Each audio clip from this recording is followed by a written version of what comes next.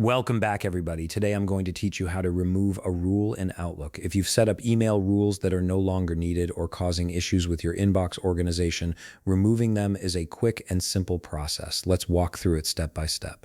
Start by opening your Microsoft Outlook app and logging into your account. This will load all your emails and give you access to the full range of Outlook's management tools.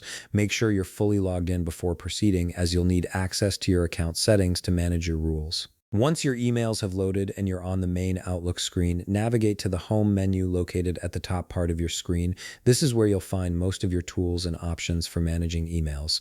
In the Home menu, look for the Move section. Within this section, you'll see a drop-down labeled Rules. Click on it and an additional set of options will appear.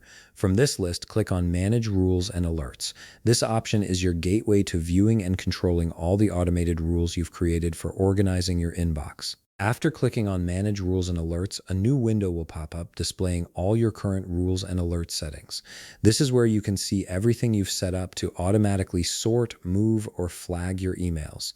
From here, simply locate the rule you wish to remove. Click on it to select it. You'll know it's selected when it's highlighted or outlined in the list. Once you've selected the rule, look for the Delete button on the top header of this window. Click on it to remove the rule from your account. And that's it.